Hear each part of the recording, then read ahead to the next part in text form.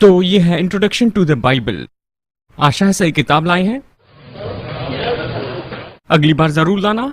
हाँ ठीक है।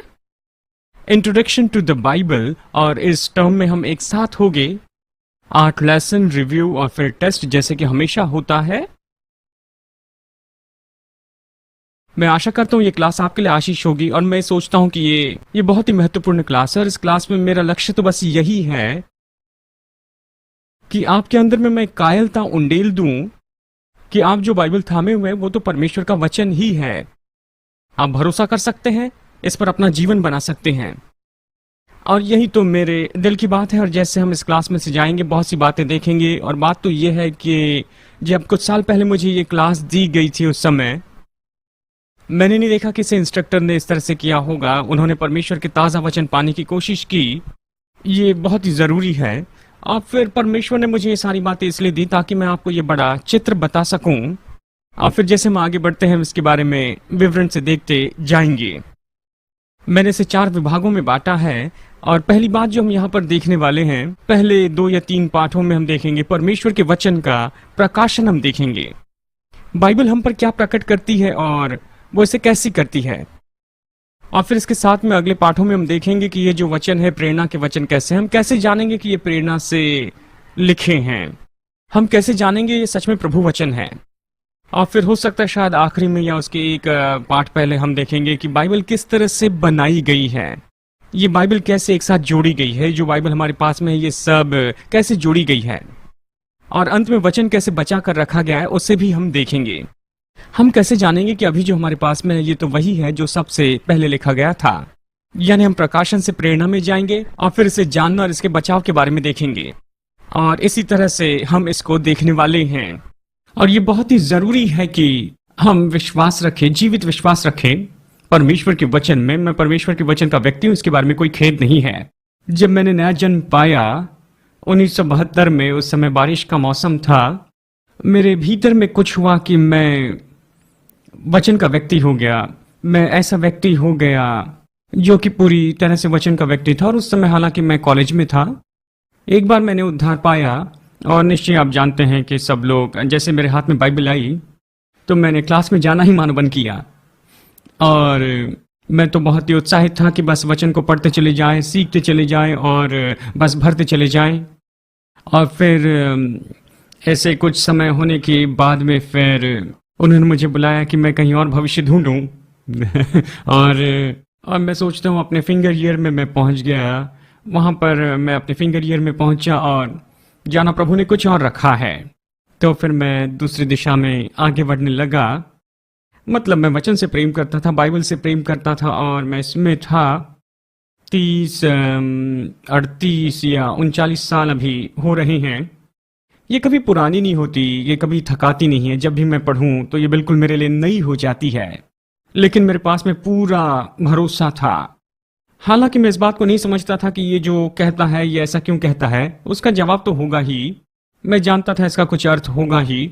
मैं जानता था ये परमेश्वर का वचन है, और यहाँ पर ऐसी कुछ बातें हैं जो मुझे थामे रहनी है। और जैसे समय बीतता चला गया और मैं ये सीखते रहा कि किस तरह से वचन को हम एक साथ जोड़ सकते हैं, और अलग अलग तरह के प्रकाशन जो अभी हैं, हम इस बात को परख सकते हैं कि कैसे निचला प्रकाशन क्या है और ऊंचा प्रकाशन क्या है, पुरानी वाचा का क्या है और नई वाचा का क्या है। और आशा करता हूं जैसे हम इस क्लास में आगे बढ़ रहे हैं, मैं आपको उनमें से कुछ बता पाऊंगा। और ये जो बाइबल है ये आपके लिए पूरी तरह से जीवित हो जाए, जिसके द्वारा आप चंगाई पाएं, आप जीवन और सब कुछ पाएं वचन से। और ये क्लास तो बस इसी के बारे में है, इसलिए इसके अंदर कुछ इतिहास का भाग देखेंगे, आर्कियोलॉजी देखेंगे, हस्तलेख का विवरण देखेंगे। इसमें हम और भी गहराई से चले जाएंगे। और ये तो निश्चय ही आशा करता हूं कि आपके लिए बहुत ही दिलचस्प होगा। तो मेरा लक्ष्य यही है कि बाइबल को हम परमेश्वर की ओर से बिल्कुल सटीक पाया गया ऐसे प्रकाशन के वचन के रूप में स्थापित करें। और यही तो उसके सृष्टि के लिए उसकी योजना और उद्देश्य है। मैं इसे आपके नोट्स में लिखा हूं। मैं एक बार फिर पढ़ता हूं कि बाइबल के अधिकार को मैं स्थापित करूं। ये तो मनुष्य के लिए परमेश्वर की ओर से उसका सटीक प्रकाशन है, उसका उद्देश्य, और सृष्टि के लिए यही तो उसकी योजना है। वचन ने आपके जीवन में जो किया है, यही तो विश्वास के लिए आपके पास सबसे बड़ा मुद्दा है। यदि आपके पास में केवल दिमागी ऐसे विचारधारा है परमेश्वर के बारे में, देखिए ये तो ठीक है, हमें ऐसे नया बनाना है, लेकिन वचन ने आपके जीवन में क्या किया है? क्या आप दिखा सकते हैं कोई एक वचन का भाग या फिर कोई वचन जो मानो पन्नों में से बाहर आते हैं और आपको बदल देते हैं? आप जानते हैं कि इसने आपको बदल दिया है। जो कुछ भी वचन में से आप देखते हैं जो आपके जीवन को बदल देता है, यही तो आपकी गवाही है जिससे कोई भी इनकार नहीं कर सकता। हम में से हर एक की गवाही है और आशा करता हूं कि इस गवाही का संबंध तो है किसी वचन से, किसी वचन के भाग से या प्रकाशन से। यही तो वो बात है जो निश्चय आपको पूरी शाश्वती देती है और आपको योग्यता देती है, आपको सामर्थ देती है कि आप दूसरे लोगों को ये बता सकें। अब देखिए, आपको जानना होगा, अगर कोई आपके पास में आकर ये कहता है हाँ ये तो बाइबल है, किसी मनुष्य ने लिखी है, ये तो अनुवाद किया गया है, लोगों ने जो चाहा, जो कुछ भी चाहा सब कुछ इसके अंदर में डाल दिया है, क्या आपने दा विंची कोड नहीं देखा? मतलब ये हॉलीवुड जानता है कि वो क्या कह रहे हैं। और खैर, जैसे कि बहुत से लोग जब आपसे ये बातें करते हैं, लोग आपसे पूछते हैं और आपको पता नहीं कि क्या कहें, तो आप बुरी तरह फंस जाएंगे। लेकिन यदि आप जाने कि वचन ने आपके जीवन में कुछ किया है और अगर आप ये दिखाते हैं कि हाँ वचन कहता है कि उसके कोड़े खाने से मैं चंगा हुआ और मैं चंगा हुआ हूं, देखिए ये वचन सच है। और जब आप ये जानते हैं कि ये वचन सत्य है और आप उसके साथ में और भी बातें जोड़ते हैं, वचन की प्रतिज्ञाएं आप उसके अंदर में जोड़ते चले जाते हैं, तो आप हिल नहीं सकते हैं। आमीन। ठीक है, हमें परमेश्वर के वचन में भरोसा रखना है। चलिए देखते हैं यिर्मयाह अध्याय 15 वचन 16। यिर्मयाह अध्याय 15 वचन 16। हमें वचन में भरोसा रखना ही होगा। यिर्मयाह 15:16 कहता है कि मैंने तेरे वचन को पाया और मैंने उसे खा लिया, और तेरा वचन तो मेरे लिए आनंद और मेरे दिल के लिए बड़ा हर्ष है, क्योंकि मैं तेरे नाम से बुलाया गया हूं, सेनाओं के परमेश्वर। शुरू से ही यही तो मेरी गवाही रही है। जिस रात मैंने अपना जीवन प्रभु को दिया, अगली ही सुबह मैं जानता था कि मैं नया व्यक्ति हो गया हूं। मेरे पास में कोई थियोलॉजिकल डॉक्टर नहीं है कि इसके बारे में बताऊं। देखिए, मैं बाहर गया और मैंने सबसे पहले पूछा कि मुझे कौन सी बाइबल मुझे खरीदनी चाहिए, तो उन्होंने कहा न्यू इंग्लिश वर्जन खरीद लीजिए। मुझे कुछ पता नहीं था, तो फिर मैं स्टोर में गया और वहां पर मैंने एक न्यू इंग्लिश बाइबल खरीदी जो कि एनसाइक्लोपीडिया जितनी मोटी थी। और फिर मैं उसे कुछ समय तक पढ़ता रहा। मैंने सोचा ये काम नहीं करेगा, ये इतना अच्छा नहीं दिखाई देता है, मुझे एक अच्छी बाइबल चाहिए थी। और ये जीसस मूवमेंट की बात है, लगभग 70 के दशक की बात है, और वो तो उस समय फुल फोर्स में चल रहा था। तो इसलिए मैं दुकान में जाकर मैंने वहां पर लिविंग न्यू टेस्टामेंट खरीद लिया, पेपर वाला। तो मैंने सोचा ये उतना अच्छा नहीं है, तो फिर उस वक्त मैंने अपनी ब्लू जीन्स काटी और उसे छोटी बनाई और मेरे लिविंग न्यू टेस्टामेंट के लिए एक बुक कवर बना लिया डेनिम से, और वो अच्छी थी। तो इस तरह से मैंने अपने न्यू टेस्टामेंट के ऊपर में ब्लू जीन कवर लगाया, मैंने येलो मार्कर लिया और मैंने पढ़ना शुरू कर दिया, और जो भी मैं समझता था उसे येलो मार्क कर देता था। तो पहली बार जब मैंने नया नियम पढ़ा तो उसमें ज़्यादा येलो मार्क नहीं थे। फिर अगली बार जब पढ़ा तो और ज़्यादा, उसके बाद में और पढ़ा तो और ज़्यादा, और फिर ज़्यादा होते गया, और फिर मैं समझने लग गया परमेश्वर के वचन को। और फिर कुछ ही समय के बाद में मैं न्यू अमेरिकन स्टैंडर्ड वर्जन में गया, जिसे मैं 20 साल तक पढ़ते रहा, और फिर सच में उद्धार पाकर किंग जेम्स में आ गया। खैर, इसके बारे में बाद में बातें करेंगे, लेकिन मैं तो बस परमेश्वर के वचन से बहुत प्यार करने लगा। मैं इस पर मार्क करते गया, मैं इसे पढ़ते गया, और उस समय मैंने एक प्रोग्राम शुरू किया था जो हर महीने में एक बार नया नियम पढ़ने का था। मैं एक सुसमाचार चुनता था, जैसे मत्ती, और फिर प्रेरित और पत्रियां, और फिर अगले हफ्ते में पढ़ता था मरकुस, प्रेरित, और फिर दूसरी पत्रियां। इस तरह से महीने में एक बार नया नियम पढ़ता। कई महीने तक मैं ऐसे ही करते रहा, और अब मैं इस तरीके से बिल्कुल नहीं पढ़ता हूं, लेकिन मैं अक्सर हमेशा बहुत से वचन पढ़ता हूं, और बहुत सी बातें जो मैं आपको बताता हूं ये तो बस उस अनुभव से आई है, वो समय से आई है जो मैंने वचन में बिताई है। सच में कई घंटे बिताए, कई साल तक वचन में, और मैं इसमें रुका नहीं हूं, मैं अभी भी इसे करते जाता हूं। इसलिए तो ये मेरा जीवन था, मैं इसे खा सकता था, ये मेरे दिल के लिए आनंद था, ये ऐसा था जिसे मैं खा सकता था। और जब विश्वासियों के संबंध में आया, और ये तो तब की बात है जब मैं पास्टर था चिली में, और वहां पर ऐसा हुआ कि जिन लोगों ने नया जन्म पाया, तो कहा प्रभु अपने वचन से आपसे क्या बातें करता है। और भाई मैं इसे नहीं समझ सकता, ये तो बहुत बहुत ही मुश्किल है। यानी ये तो मानो संपर्क टूट गया है। हम कैसे जी सकते हैं अगर हम नहीं खाते हैं? जैसे खाने में बहुत परेशानी होती है। ये बिल्कुल ऐसे ही है। मनुष्य केवल रोटी से जीवित नहीं रहेगा, लेकिन हर एक वचन से। अगर आप वचन नहीं ले रहे हैं तो आप जीवित नहीं हैं। और अभी मैं आपको बता सकता हूं कि आपको समस्या क्यों हो रही है। आपकी आत्मा को प्रभु का वचन चाहिए। आमेन। तो चलिए आगे चलते हैं। यिर्मयाह अध्याय 1 वचन 12। वचन के जीवन को पाने के बाद में, चलिए यिर्मयाह 1:12 में चलते हैं। और यहां पर यह कहता है, तब यहोवा ने मुझसे कहा, तुझे ठीक दिखाई पड़ता है, क्योंकि मैं अपने वचन को पूरा करने के लिए जागरूक हूं। मैंने वचन की ईमानदारी को देखा कि परमेश्वर अपने वचन के पीछे खड़ा होता है। मैं अपने वचन को पूरा करने के लिए जागरूक हूं। देखिए, मैं बीच में से कहता हूं, पूरे संदर्भ को नहीं देख रहे, लेकिन यहां पर एक सिद्धांत है। प्रभु अपने वचन के पीछे खड़े रहता है। और यदि यहां पर 2 या 3 साल के स्कूल में कुछ भी नहीं होता है, तो आशा करता हूं यह प्रकाशन पाए कि परमेश्वर और उसका वचन एक ही है। 1 कुरिन्थियों 1:20 के अनुसार परमेश्वर की हर एक प्रतिज्ञा तो हाँ और आमीन में है। वो अपने वचन के साथ में खड़ा रहेगा। जब एक बार उसके वचन को आप अपने दिल में सक्रिय करेंगे और यह आपके जीवन का आनंद होता है, आप इसे खाते हैं, आप ऐसे जीते हैं, इसी तरह से आप बने रहते हैं, तो इस वचन में ईमानदारी है, इस वचन में सामर्थ है। वचन अपने आप में प्रभु की सामर्थ है। चलिए यिर्मयाह 23:29 देखते हैं।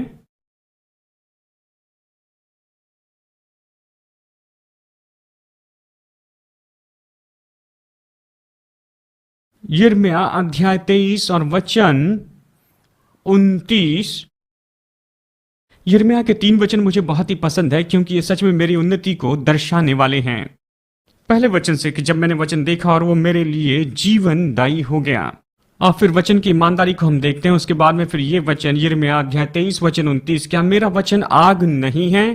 फिर क्या वो ऐसा हथौड़ा नहीं जो पत्थर को फोड़ डाले, चूर चूर करे? मैंने वचन में सामर्थ देखी है। वचन में जीवन बदलने की सामर्थ है, पत्थर दिल तोड़ने की सामर्थ, या किसी भी बीमारी को तोड़ने की सामर्थ, या फिर अनजान होने की जो चट्टान है उसे तोड़ने की। वचन तो चट्टान के जैसे है, ये तो बहुत ही मजबूत है। जब हम इसका उपयोग करते हैं, इसका प्रकाशन पाते हैं, इसका उपयोग करते हैं हमारे जीवन की परिस्थिति में, तो हम देखते हैं कि हमारा खुद का दिल वचन से बदलते जा रहा है। वचन से सब कुछ बदलता है। कैसे कहते हैं कि वचन से बदलता है? जीवन खुलने लगता है। क्या आप नहीं जानते कि यीशु चाहता है कि आप अनंत जीवन प्राप्त करें? क्या आप नहीं जानते कि वो चाहता है कि आप तंदुरुस्ती और चंगाई में रहें? माफ करना, वो चाहता है कि आपके संबंधों में आप संपन्न होते जाएं।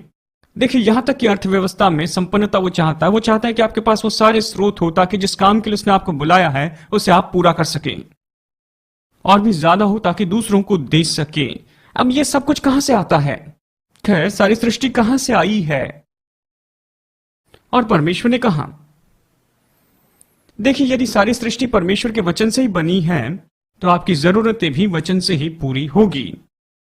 जब यह आपकी आत्मा में आता है, आपके जीवन में आता है, फिर आप इस बात को जानने लगते हैं, समझने लगते हैं कि देखो, मैं एक बार खाना न खाते हुए जी सकता हूं, लेकिन वचन के बिना नहीं जी सकता हूं। यूहन्ना 1:1-3।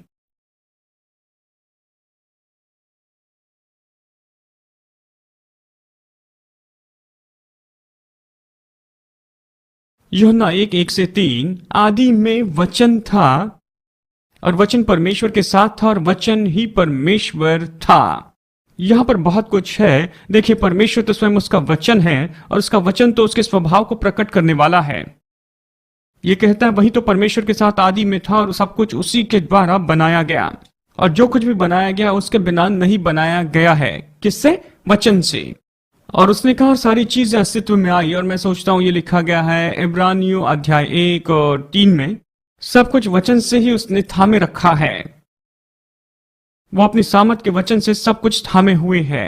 हर एक चीज जो यहाँ पर हम देख सकते हैं, जिसे हम महसूस कर सकते हैं, हर एक जो कि पदार्थ है, वो वचन के द्वारा थामा गया है, और हम वचन के अधीन हो जाते हैं, क्योंकि वचन ने इसे बनाया और वही इसे थामे रखता है।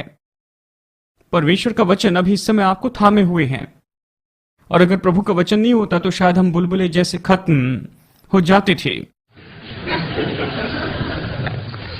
यदि ये बात सच है, तो फिर आपके शरीर में जो गलत है उसे क्या वचन सही नहीं कर सकता है?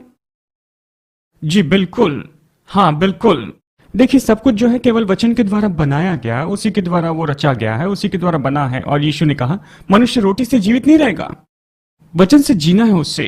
वो सच में यही है, वो तो आत्मा है। परमेश्वर के स्वरूप में बना है। परमेश्वर का वचन क्या है, चलिए देखते हैं इब्रानियों 1 में।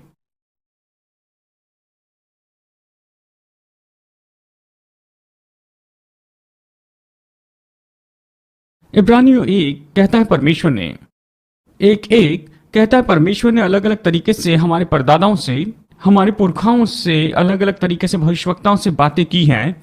हम इसे पढ़ते हैं, भूतकाल में परमेश्वर ने मनुष्य से अलग अलग तरीके से बातें की हैं, अलग अलग तरीके से। यही मेरा सवाल है, परमेश्वर का वचन क्या और हम कैसे पहचान सकते हैं कि यह परमेश्वर का वचन है। चलिए देखते हैं तीतुस 1:3। तीतुस 1:3। आप मेरी क्लासेस में बहुत से वचन निकालेंगे और इसलिए ये आपके लिए अच्छा है। वचन देखिए, यानी तीतुस 1:3, लेकिन सही समय पर उसने अपने वचन को प्रकट किया। अब देखिए वचन तो ऐसा है जैसे कि प्रकट, देखिए वचन ऐसा है जैसे प्रकट कर सकते हैं। प्रचार से उसने अपने वचन को प्रकट किया है। एक तरीके से ये प्रकट किया है प्रचार के द्वारा, लेकिन देखिए वचन ऐसा है जिसे प्रकट किया जा सकता है। ठीक है, चलिए देखते हैं। खैर यहां पर मैंने परिभाषा रखी है, हम देखेंगे कि यह कैसे होता है। देखिए परमेश्वर का जो वचन है वो तो मनुष्य के लिए बातचीत का जरिया है। परमेश्वर का वचन तो परमेश्वर का मनुष्य के साथ में संपर्क करना है। परमेश्वर खुद को प्रकट करने के लिए जो भी करता है, देखिए यहां पर प्रकाशन है, उसके बाद में बातचीत है। उसका वचन तो मनुष्य के साथ में बातचीत करना है। वो खुद को हम पर वचन के द्वारा प्रकट करता है। चलिए देखते हैं कैसे परमेश्वर ने अपने वचन को हम पर प्रकट किया है। कैसे उसने अपना वचन प्रकट किया, अभी हमने इब्रानियों 1:1 में देखा है। जल्दी से आप इसे फिर से देख सकते हैं तीतुस में। चलिए देखिए, ये वचन कहता है कि परमेश्वर ने पूर्वजों के साथ में अलग अलग तरीके से भविष्यवक्ताओं के द्वारा बातें की। कैसे परमेश्वर ने हम पर अपने वचन प्रकट किए हमें बताई हैं, जो कि सुने जाने वाले थे। बहुत से केसेस में पुराने नियम में हम देखते हैं कि परमेश्वर का वचन हम सुन सकते थे। उसने कहा, भविष्यवक्ताओं के द्वारा उसने कहा, और इस तरह से उसने अपने वचन लोगों को बताए, राजा को और दूसरे लोगों को उसने बताए। कुछ लोग जो उसके वचन को पा सकते थे, शायद वो उसे सुन भी सकते थे। सपने या दर्शन के द्वारा, चाहे जो भी हो, किसी तरह से परमेश्वर अपना वचन इन लोगों को बताता था और ये अपने लोगों को बताते थे। सपने और दर्शन के द्वारा प्रभु बातें करता है, मुझसे वो ऐसी बातें नहीं करता है। शायद कुछ लोगों से इस तरह से बातें करें। मेरा जो आखिरी सपना था वो था, मैं एल्बसन में पर्सनेटर था।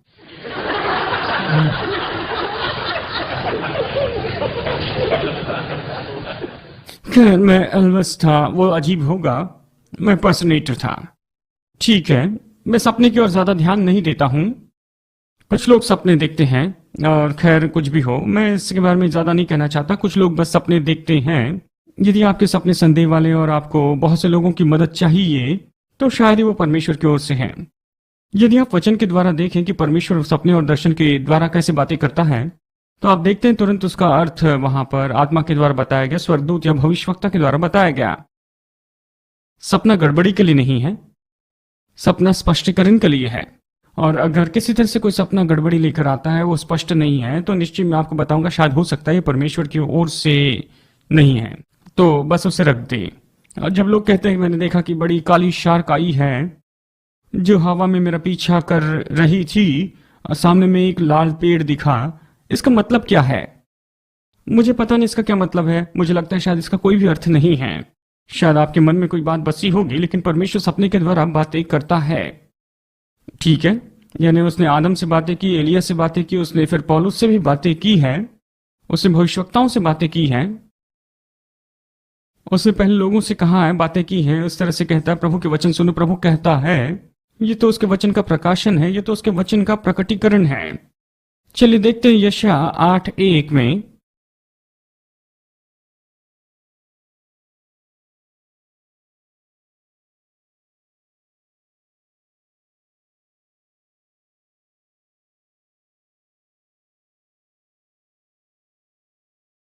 यशायाह 8:1 कहता है कि देखो, परमेश्वर ने मुझसे ये कहा है, तो एक बड़े हस्तलेख को ले और मनुष्य की कलम से उस पर लिख, और ये सारी बातें तू उसके अंदर में लिखते जा। देखिए यहां पर देखिए, खैर उच्चारण नहीं कर सकता हूं, लेकिन परमेश्वर जो है बार बार बातें करता है, और इसे हम निश्चय यहां पर देखेंगे। जिसे हम आने वाले दिनों में देखेंगे। लेकिन वो लिखकर लोगों से बातें करता था। लिखना परमेश्वर के लिए बहुत ही महत्वपूर्ण था। क्या उसने खुद के लिए वहां पर 10 आज्ञाओं को नहीं लिखा? कहा जाए तो लिखना परमेश्वर के लिए बहुत ही महत्वपूर्ण है और आने वाले दिनों में हम इसे देखेंगे। लिखना परमेश्वर के लिए महत्वपूर्ण है। यहाँ पर वो खुद को इसके द्वारा प्रकट करता है और इस केस में हम पुराने नियम के भविष्यवाणी के वचन कह रहे हैं। चलिए देखते हैं निर्गमन 9:5। हम देख रहे हैं परमेश्वर अपने वचन हमको कैसे बताता है।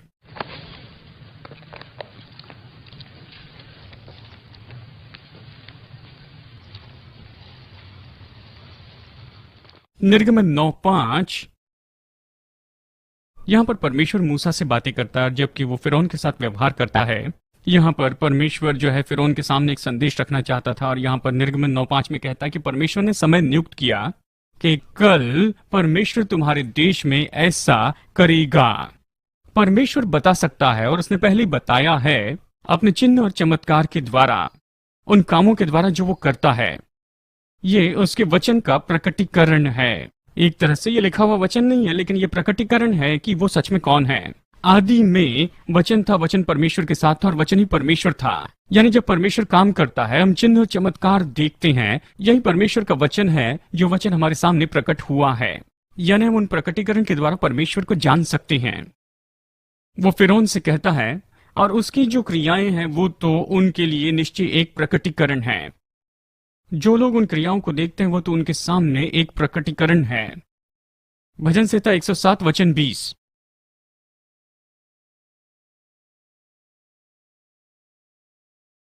भजन 107:20 ये कहता है वो अपना वचन भेजकर उन्हें चंगाई देता है और उनकी विपत्ति से उन्हें छुड़ा लेता है। वो चंगाई के लिए वचन भेजता है।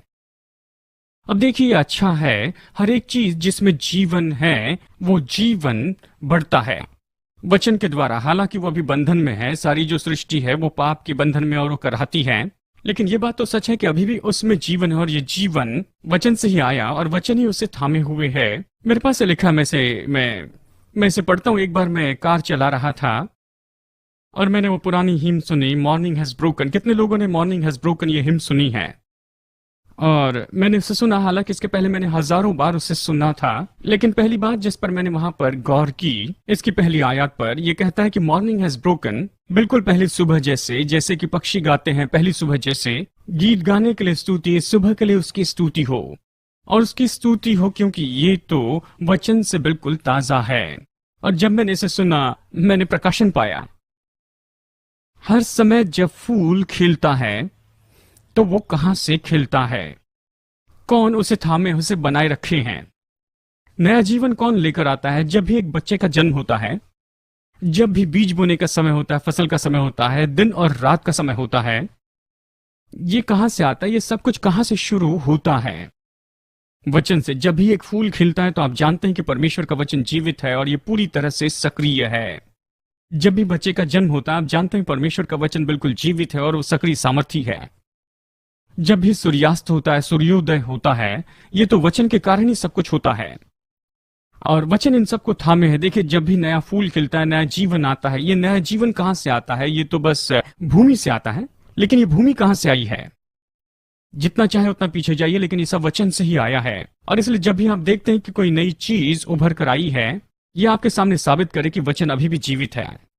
भजन 107:20 कहता है उसने अपने वचन को भेजकर चंगाई दी, चंगाई दी। उसका वचन हथौड़े जैसा है जो चट्टान को टुकड़े टुकड़े करता। उसका वचन तो रोटी है जो हम खाते हैं। ये तो उद्धार का आनंद है।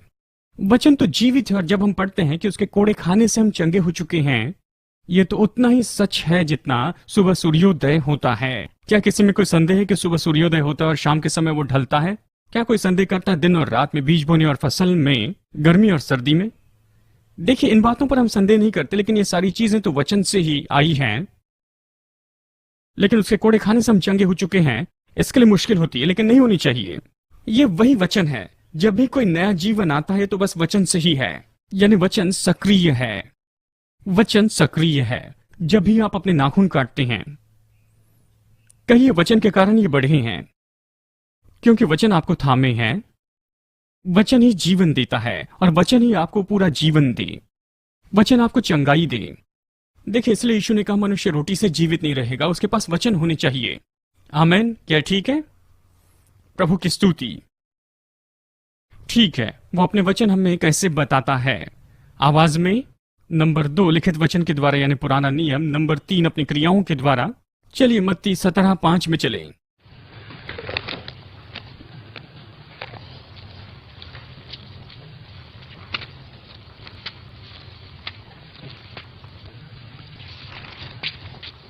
मत्ती 17:5 और वचन 1 से 4 में हम देखते हैं यहां पर यीशु पहाड़ पर है, जिसे इन दिनों में हम रूपांतरण का पहाड़ कहते हैं।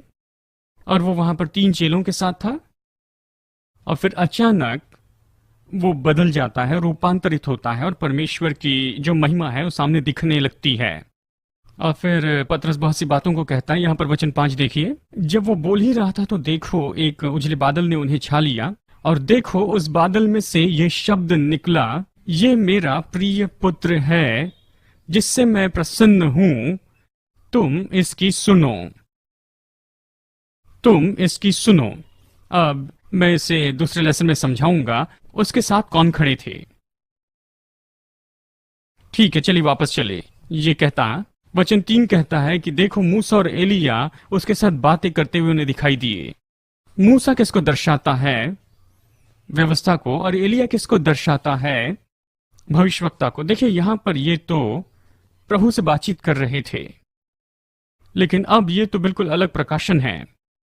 इसके बारे में अगले लेसन में बताऊंगा। ये कहता है कि ये मेरा प्रिय पुत्र है, इससे मैं अति प्रसन्न हूं। ये नहीं कहता कि तुम उनकी सुनो, तुम इसकी सुनो। यीशु परमेश्वर के वचन का सबसे ज्यादा प्रकाशन है। वो तो परमेश्वर के वचन का परिपूर्णता सबसे बड़ा ऐसा प्रकाशन है। वही तो स्वयं परमेश्वर है। यानी वचन, जैसे कहता है आदि में वचन था, वचन परमेश्वर के साथ था और वचन ही परमेश्वर था। यूहन्ना अध्याय 1 में यह कहता है वचन 14 में कि वचन देहधारी हुआ था। यूहन्ना 1:14 कहता है कि वचन देहधारी हुआ। और देखिए यहां पर वचन देहधारी हुआ। अगर आप देखना चाहते हैं परमेश्वर कैसे है, वचन कैसे है, तो आप यीशु को देखिए। यहीं पर तो यीशु सब कुछ है, वही तो सब कुछ है, परिपूर्णता है। हमारे लिए परमेश्वर के वचन का पूरा प्रकटीकरण है। स्वयं परमेश्वर का, परमेश्वर और उसका वचन तो एक ही है। चलिए वापस चलते हैं इब्रानियों अध्याय 1 वचन 1 में।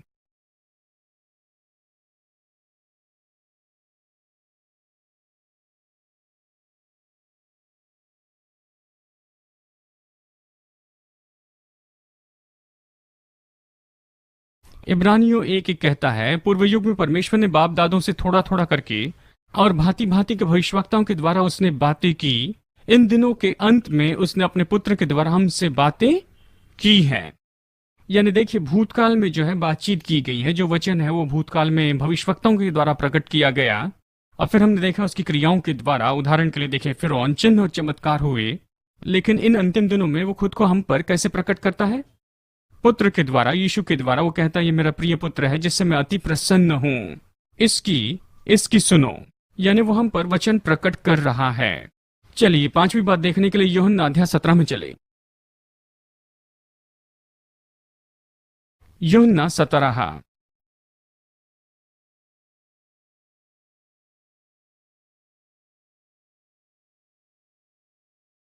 वचन 14। हम इस सवाल का जवाब दे रहे हैं परमेश्वर अपना वचन हम पर कैसे प्रकट करता है। यूहन्ना 17:14 ये कहता मैंने इन्हें तेरे वचन दिए हैं। अब जो लोग यूहन्ना 17 को नहीं जानते हैं, देखिए यहाँ पर यीशु पिता से प्रार्थना करता है। बिल्कुल अपने क्रूसीकरण के पहले वो पिता से प्रार्थना करता है। वो अपने चेलों के लिए प्रार्थना करता है, कलीसिया के लिए प्रार्थना करता है और वो कहता है कि मैंने तेरा वचन इन्हें दे दिया है और संसार ने उससे बैर रखा। उसने उन्हें पॉकेट न्यू टेस्टामेंट नहीं दिया था। कहता है मैंने तेरा वचन इन्हें दिया है। उसने कैसे वचन दिया था? किस बारे में कह रहा है? खुद के बारे में कहता है। 3.5 साल तक उसने वहां पर खुद को प्रकट किया और उन्हें बहुत सी बातें सिखाई थी। उसने चिन्ह चमत्कार के द्वारा प्रकट किया था, उन्हें यह दिखाया था। उसके बारे में हर एक चीज, यानी देखिए यहाँ पर यीशु के बारे में जो हर एक चीज, मेरी बात आप शायद इस बारे में समझ रहे हैं, जिस तरह से वो चलता, बातें करता, कपड़े पहनता, कंघी करता था, वो सब कुछ तो परमेश्वर के वचन का प्रकाशन है। मैंने इन्हें तेरा वचन दिया है, उसकी सारी शिक्षा, उसके सारे चमत्कार, उसकी सारी चंगाई और करुणा, उनके लिए उसका सारा जो धीरज था, ये तो उसका वचन है। यानी देखिए, उसने प्रकट किया। यहां पर जो वचन हम देखते हैं, जिन्होंने इसे सुना, देखिए यहां पर ये कहता है वचन 20 में, माफ कीजिए, ये है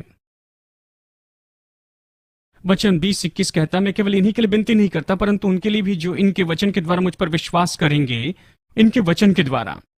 यहीं पे दिलचस्प होता है, देखिए यहां पर वचन, ये तो एक मनुष्य से दूसरे मनुष्य में जा सकते हैं, दूसरे मनुष्य में, और ये फिर भी परमेश्वर का वचन है। और इसलिए एंड्रयू अपने एक्सेंट के साथ में खड़े हो सकते हैं और इसे बता सकते हैं, और आपका जीवन बदल सकता है, क्योंकि यह एंड्रयू नहीं है, प्रभु का वचन है जो एंड्रयू के द्वारा आता है। मैं भी ये कर सकता हूं, आप भी ये कर सकते हैं, इसमें कोई संदेह नहीं। बहुत से लोगों ने ये किया है। आपने अपनी गवाही बताई है कि परमेश्वर ने आपके जीवन में क्या किया है, आपने दूसरे को बताया है, और किसी और का जीवन बदल जाता है और आप कहते हैं, वाह, मेरे पास ऐसा करने की सामर्थ नहीं, ये ऐसे कैसे हुआ? प्रभु के वचन से ये जीवन बदल देता है। चलिए देखते हैं पहला थिस्सलुनीकियों अध्याय 2 वचन 13।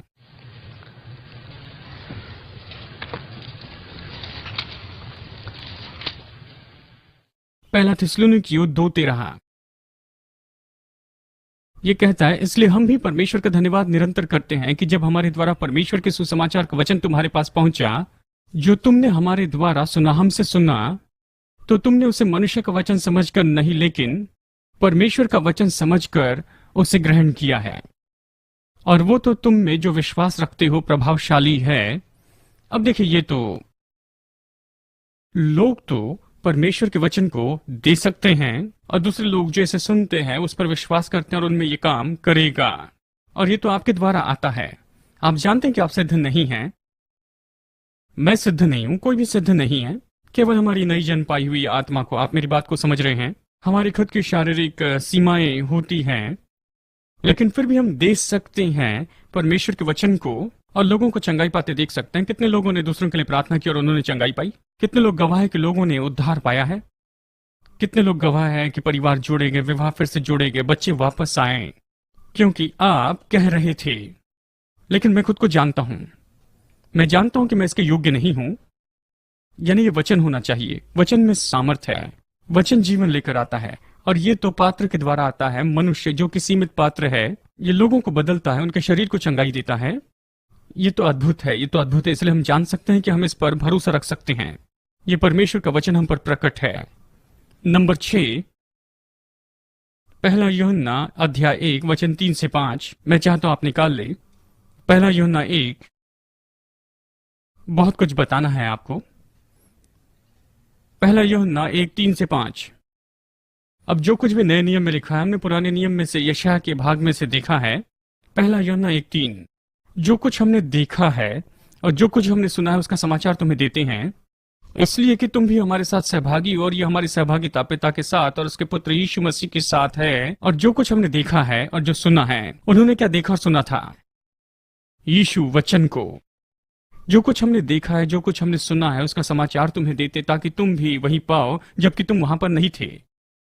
वो यही कहता है, तुम वहां नहीं थे लेकिन हम वहां थे। हमने जो कुछ भी देखा हो तुम्हें बताते हैं, इनको तुम्हें देते हैं कि तुम उसमें भागी हो जिसमें हम हैं। वचन 4, और ये बातें हम तुम्हें इसलिए लिखते हैं, ये वचन है। जो कुछ हमने देखा है, जो कुछ हमने सुना है, वो तुम्हें देते हैं, लेकिन साथ में हम इससे लिख भी देते हैं कि जब तुम इससे पढ़ो तो तुम भी वहां पर आओ जहां पर हम लोग हैं, आत्मिक रूप में। देखिए, लिखा हुआ वचन आपके जीवन पर प्रभाव डाल सकता है, बदल सकता है। प्रभु का लिखित वचन है। ठीक है। नंबर 7, अगर आपके पास में 7 नहीं है तो लिख लें। ठीक है। रोमियो 1 19 और 20। सृष्टि के द्वारा। रोमियो 1 19 और 20 ये कहता है, परमेश्वर के विषय में ज्ञान उन पर प्रकट किया गया क्योंकि परमेश्वर ने उन पर प्रकट किया है, क्योंकि उसके अनदेखे गुण जगत की उत्पत्ति के समय से उसके काम प्रकट हुए हैं। परमेश्वर के सनातन सामर्थ और उसके कामों के द्वारा देखने में आते हैं। सृष्टि अपने आप में परमेश्वर के वचन का प्रकटीकरण है। ये प्रभु के वचन के द्वारा ही बनाई गई है, और इसलिए हम परमेश्वर के बारे में और परमेश्वर को, यहां तक कि उसके प्रकाशन को, उसके प्रकटीकरण को देखते हैं। तो चलिए आगे डी में चलते हैं। परमेश्वर के वचन का उद्देश्य है सटीकता से, और वो तो बढ़ने वाला है।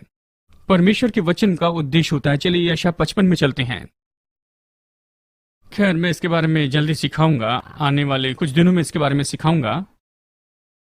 परमेश्वर जो भी बनाता है उसका उद्देश्य होता है। परमेश्वर जो भी वचन कहता है उसका उद्देश्य होता है। हमें उस उद्देश्य को समझना और उसके साथ में सहयोग देना है। यशायाह 55, 10 और 11। जिस प्रकार से वर्षा और हिम आकाश से गिरते हैं और वहां यूं ही नहीं लौट जाते हैं, वरन उपजाते हैं, भूमि पर पड़कर उपजाते, यानी बिल्कुल सब कुछ ताजा होता है कि इससे खाने वाले को रोटी और बोने वाले को बीज मिल सके, उसी प्रकार मेरा वचन भी होगा जो मेरे मुख से निकलता है। वो व्यर्थ ठहर कर मेरे पास न लौटेगा, परंतु जो मेरी इच्छा है उसे वो पूरा करेगा और वो संपन्न होगा। और यही तो मैं कहना चाहता हूं, प्रभु के वचन का उद्देश्य होता है वो तो सटीकता से और बढ़ने वाला उद्देश्य होता है। कुछ वचन तो उसी समय के लिए होते हैं और कुछ वचन जो है उसके ऊपर बढ़ते जाते हैं और सारी बातें आगे प्रकट होती जाती है। इसके बारे में हम दूसरे और तीसरे पाठ में जरूर देखेंगे। लेकिन परमेश्वर के हर एक वचन का उद्देश्य होता है, चाहे वो जिन लोगों से कहा गया हो, और बहुत से केसेस में तो वो सिद्धांत होते हैं, बुद्धि के सिद्धांत होते हैं जो अपने जीवन में उपयोग कर सकते हैं, जो हालांकि हमसे नहीं कहे गए हैं, या वो युगों से परमेश्वर की योजना प्रकट करते हैं जिससे हम लेकर जी सकते हैं। परमेश्वर के हर एक वचन का उद्देश्य है, परमेश्वर के हर एक वचन का जीवन है। परमेश्वर का हर वचन पूरा होगा। परमेश्वर के हर वचन में अपने आप को पूरा करने की सामर्थ्य है। ठीक है, उसका वचन उसके उद्देश्य को पूरा करता है। हर एक वचन तो एक बीज जैसे है और वो अपने अनुसार ही सारी चीजों को उत्पन्न करते जाता है। चलिए भजन 33 देखते हैं, 8 या 9।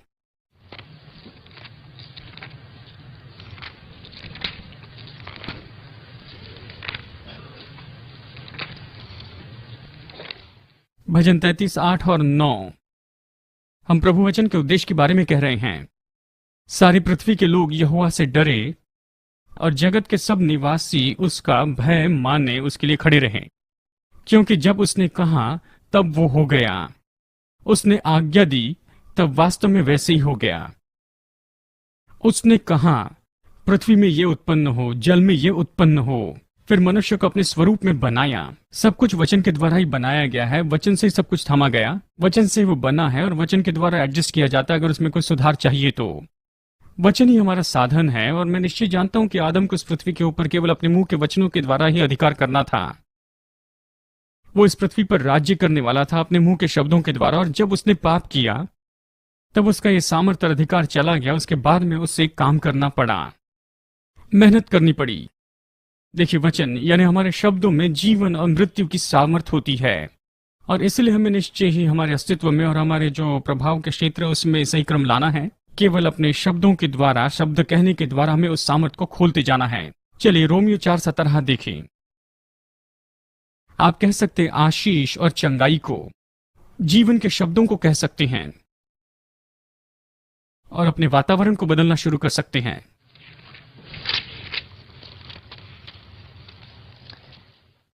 बाइबल की हर एक प्रतिज्ञा का एक उद्देश्य है। जब उस उद्देश्य को खोज निकालेंगे, उसके ऊपर विश्वास करेंगे तो इसे सक्रिय कर सकते हैं। रोमियो 4:17 कहता है कि जैसे मैंने कहा है कि मैं तुझे बहुत सी जातियों का पिता बनाऊंगा, उस परमेश्वर के सामने जिस पर उसने विश्वास किया, मैं चाहता इस पर गौर कीजिए। परमेश्वर जो मुर्दों को जिलाता है और जो बातें हैं ही नहीं उनका नाम ऐसे लेता है कि मानो वे हैं। परमेश्वर जब ये सब कुछ देखता है कि क्रम के बाहर है, जैसे वो हमारे साथ में व्यवहार करता, हम कहते हैं उन चीजों को जो क्रम से बाहर हैं और क्रम में उसे लाते हैं। देखिए, जो है ही नहीं, देखिए वो ऐसे नहीं कहता है, और अगर आप बीमार हैं ये नहीं कहना है कि मैं बीमार नहीं हूं। देखिए, ये तो झूठ होगा। वो चाहता है कि आप यही कहें कि उसके कोड़े खाने से मैं चंगा हूं, क्योंकि देखिए ये तो पूरी तरह सच है। यानी देखिए, शब्द तो अगर हम इसके उद्देश्य को समझते हैं तो फिर हम मृत्यु और संदेह के शब्द नहीं कहेंगे, अविश्वास नहीं, लेकिन हम परमेश्वर के वचन को कहेंगे। वो जो चीजें हैं नहीं उसे ऐसे बुलाता है जैसे मानो वो हैं। आमीन, यही उसके वचन की सामर्थ्य है। इसलिए आपको इस पर भरोसा रखना है। आपको ये जानना है, जब आप ऐसी प्रतिज्ञा को देखते हैं जो उभर कर आती, प्रभु वही आपसे कहता है, आप उससे ले, उसके साथ में चले, उस पर मनन करें, उसमें जिए, उसे खा लें, उसे कहें और देखें कि परमेश्वर की सामर्थ जो है वो तो उन चट्टानों को तोड़ रही है जो भी आपके मार्ग में आ रही हैं। प्रभु की स्तुति। मत्ती 17 जिसे हमने पहले देखा है, यीशु सबसे बड़ा और महान प्रकाशन है। यूहन्ना 12:48। वचन आपके जीवन में कितना महत्वपूर्ण है। यूहन्ना 12:48।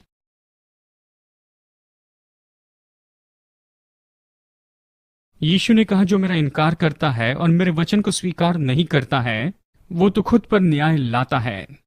जो वचन मैंने तुमसे कहे हैं, वही अंतिम दिनों में उसका न्याय करेगा। किस तरह से अविश्वासी जो उसका इनकार करते हैं, उनका न्याय कैसे होगा? वचन से ही। वचन ही अपने आप में एक न्यायी है। आपने उसके वचन के साथ क्या किया है? देखिए, एक तरह से उद्धार के बारे में नहीं, लेकिन देखिए, हर एक व्यक्ति तो इसी तरह से उनका न्याय किया जाता है। एक तो आप इसका इनकार करते हैं संदेह, अविश्वास के द्वारा, या उसे स्वीकार करके अपने जीवन में काम करने देते हैं। यानी यहां पर न्याय हो रहा है, ये नहीं कि परमेश्वर आपका न्याय कर रहा है उस तरह से, या कहीं आप खुद को परख रहे हैं। ये कह सकते, आप जो स्वीकार करते या जो इनकार करते उससे क्या विश्वास करते या संदेह करते, यही तो बात इन बातों का न्याय करती है या इसमें फर्क लेकर आती है। शायद आप इसे समझे या नहीं, लेकिन ये तो एक निरंतर होने वाली क्रिया है। आपके लिए वचन आपके जीवन में काम कर रहा है, एक तो आशीष के लिए, या अगर आप इसका इनकार करते हैं तो निश्चय ही इसका नकारात्मक परिणाम होगा। ठीक है, लेटर ई। परमेश्वर का वचन विश्वास से स्वीकार किया जाना चाहिए कि व्यक्तिगत रूप में हम पर यह प्रभाव डाल सके। देखिए, रोमियो 4:3। इस क्लास में मेरा यही तो लक्ष्य है कि आप विश्वास में पूरी कायरता की जगह पर पहुंच जाएं, प्रभु के वचन में, और समझ ले कि इसका सच्चा विभाजन कैसे करें, और जान ले कि यहूदियों के लिए क्या था व्यवस्था में और आपके लिए क्या है अनुग्रह में। माफ करना, जो आपके लिए है, जो आपके लिए नहीं है, कि आप इसे खोजें, आप इसे जानें और इसे अपने अंदर जीने दें। परमेश्वर के वचन की सामर्थ, क्योंकि वचन ही आपको ऊंचाई पर लेकर जाएगा। वचन के बिना वहां नहीं पहुंच सकते। रोमियो 4:3। विश्वास करना, विश्वास से सक्रिय करना है। जैसे वचन कहता है कि अब्राहम ने परमेश्वर पर विश्वास किया। परमेश्वर के बारे में क्या विश्वास किया? इसका क्या मतलब है? जो कहा वो विश्वास किया, जो उसने कहा उस पर विश्वास किया, वचन पर विश्वास किया, उसने परमेश्वर पर विश्वास किया और ये उसके लिए धार्मिकता गिना गया था। वाह! उसे जो कुछ भी कहा गया था उस पर विश्वास करना था, और ये तो उसके लेखे में धार्मिकता के रूप में गिना जाता था। लेकिन ये तो हमारे लिए उससे भी ज्यादा है। हम नई सृष्टि बनते हैं जब हम उसकी बातों पर विश्वास करते हैं। हम नया जन्म पाते हैं, नए बनाए जाते हैं, पुरानी बातें बीत गई, सब कुछ नया हो गया। हमें धर्मी नहीं गिना गया, हम मसीह यीशु में परमेश्वर की धार्मिकता बनाए गए हैं यदि उसके वचन पर विश्वास करते हैं। यही तो सामर्थ्य, हमें उसके वचन पर विश्वास करना ही है। पहला राजा अध्याय 17। परमेश्वर का वचन तो उतना ही अच्छा है। देखिए, यहां जितना ज्यादा आप उसे प्रकट होने देते हैं, उतना ही सामर्थ्य होगा जितना आप उस पर विश्वास करते। देखिए, यहां पर चंगाई है। किसी को यहां पर इस कमरे से बिना चंगाई पाए बाहर जाने की जरूरत नहीं। चंगाई यहां है, आप उसे बस ले सकते हैं, क्योंकि देखिए, इस वातावरण में परमेश्वर का वचन है। ये वचन जो मैं पढ़ रहा हूं, जो वचन आप सुन रहे हैं, आप जो पढ़ रहे हैं, आप सोच रहे हैं, उसने अपना वचन भेजकर उन्हें चंगाई दी। जरूरी नहीं कि चंगाई का ही वचन हो, जरूरी नहीं कि आपकी चंगाई के लिए हमें चंगाई के बारे में बताना होगा।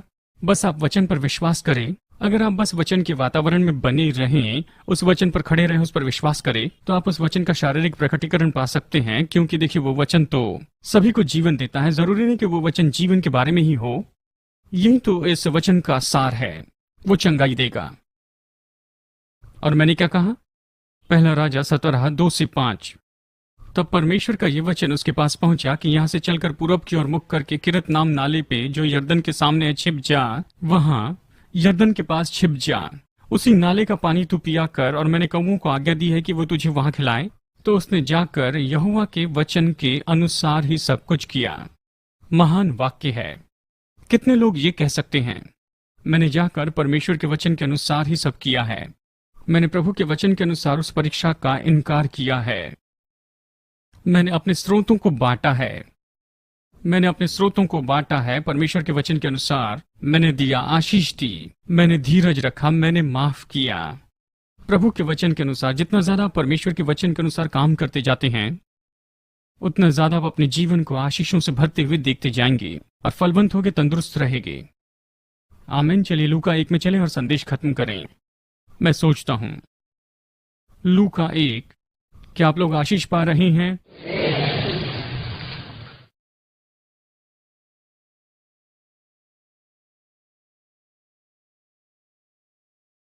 यह है लूका 1:37। यहाँ पर मरियम से स्वर्गदूत बात कर रहा है और उससे वो बता रहा है कि तू पवित्र आत्मा से गर्भवती होगी।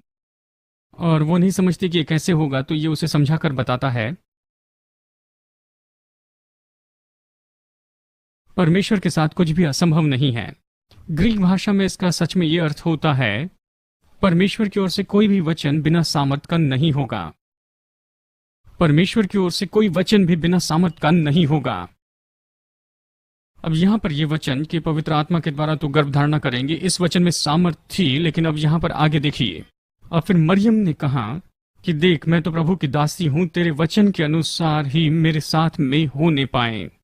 उसे यहाँ पर सहयोग देना था, उसे विश्वास करना था, एलिया को जाकर परमेश्वर के वचन के अनुसार ही काम करना था, अब्राहम को धर्मी गिने जाने के लिए विश्वास करना था। आपको विश्वास करना है परमेश्वर के वचन पर कि वो सक्रिय हो जाए और वो आपको बदल दे। आपको जो भी बदलाव चाहिए, उसने कहा तेरे वचन के अनुसार हो। देखिए, परमेश्वर का कोई भी वचन इतना ऐसा नहीं है कि उसमें कोई सामर्थ नहीं है। इसे कहने का अलग तरीका है। परमेश्वर के हर एक वचन का देखिए उद्देश्य होता है, वो सटीक होता है और वो बढ़ते जाता है। और जिस पल आप उसे पकड़ लेते हैं, और ये तो जीवन होता है, आप यहाँ पर उद्धार का आनंद पाते हैं, आप इसे लेते हैं और इसे खाते हैं, यह आपके लिए जीवन होता है और आपका जीवन यहाँ पर बदलने लगता है। और यही तो वो बात होती है जहाँ पर आप बिना किसी परिश्रम से बदलते जाते हैं, जिसके बारे में एंड्रयू ने कहा। देखिए, यही तो सब कुछ है। आप इसे पढ़ें, इससे प्रेम करें, इस पर मनन करें, इस पर चर्चा करें, आप इसमें वापस आते जाए, वापस आते जाए, वापस आते जाए, इसमें बने रहें। परिश्रम नहीं होगा और बदलाव तो होते चले जाएगा, लेकिन परिश्रम तो आपको करना है खाने में। क्या आप समझ रहे हैं? आमीन। चलिए देखता हूं कुछ बाकी रह गया है। प्रभु की स्तुति हो। चलिए इब्रानियों 4:2 देखें और इस पर हम खत्म करेंगे। इसे देखकर हम खत्म करेंगे, क्योंकि हमें ही तो सुसमाचार प्रचार किया गया और उन्हें भी प्रचार किया गया, इसराइलियों के बारे में कहता, लेकिन प्रचार किए गए वचन से उनका कोई भी लाभ नहीं हुआ। वचन प्रचार किया गया, वचन प्रचार के द्वारा प्रकट किया गया, लेकिन इससे उनका कोई लाभ नहीं हुआ, क्योंकि सुनने वालों ने इसमें विश्वास नहीं मिलाया। यही तो कुंजी है। इस कोर्स का उद्देश्य यही है। देखिए, ये तो केवल इंट्रोडक्शन है, लेकिन इस कोर्स का उद्देश्य ये है कि आपको बस ये बुनियाद दे कि आप अच्छी तरह से जान ले कि जो बाइबल आप थामे हुए हैं, ये तो परमेश्वर के वचन का प्रकटीकरण है। परमेश्वर इसी तरह से बातें करता है और आप तो उसकी प्रतिज्ञाओं के ऊपर खड़े रहें और आप अपने जीवन को बदलते हुए देखें और आप इसे दूसरों को देते जाएं और उनका जीवन बदल जाएगा, क्योंकि ये आप नहीं है, ये परमेश्वर है। परमेश्वर का वचन आपके द्वारा आता है। आमीन। ठीक है, चलिए 1 मिनट बाकी है। कोई जल्दी से कोई सवाल पूछे। जी हाँ, किंग जेम्स बाइबल क्यों पढ़ते हैं? मैं किंग जेम्स क्यों पढ़ता हूं? क्लास 8 में। देखिए, मैं ऐसी जगह पर पहुंचा जहां न्यू अमेरिकन स्टैंडर्ड पढ़कर मैं परेशान हुआ, तो बदल दिया। मैंने अपनी बाइबल बदल दी और मैं इसे पसंद करने लगा। मैं जानता हूं कि ये शब्द अलग हैं, लेकिन खैर, मैं इसका आदी हो चुका हूं। पढ़ा लिखा महसूस करता हूं, क्योंकि नए नए शब्द मुझे सीखने को मिलते हैं। मुझे चुनौती पसंद है, इसलिए मैंने इस तरह से किया। शायद यही कारण है। जी हाँ, क्या आप हमें आर्कियोलॉजिकल सर्वे के हिसाब से कुछ सबूत देना चाहेंगे जो ये साबित करके दिखाएंगे? खैर, ये तो वैसे कोई आर्कियोलॉजिकल नहीं है, लेकिन इस दृष्टिकोण से हम इसके बारे में जरूर देखेंगे। ये खोज जो साबित करेंगे परमेश्वर के वचन के बारे में, मैं उसके बारे में जरूर बताऊंगा। ऐसे छोड़कर आगे नहीं बढ़ेंगे। हाँ, ठीक है, ठीक है, ठीक है, ठीक है। जी हाँ, आप पूछिए। क्या ऐसे कोई ट्रांसलेशन जिससे सहमत नहीं? जी हाँ, जी हाँ, ऐसे बहुत से ट्रांसलेशन जिससे मैं सहमत नहीं हूँ। ठीक है, लेसन 8 तक हम इसकी राह देखेंगे। देखिए, सब में कुछ न कुछ देने के लिए है। बहुत से इसमें बहुत ज्यादा है, लेकिन कुछ में कुछ बुरा भी है।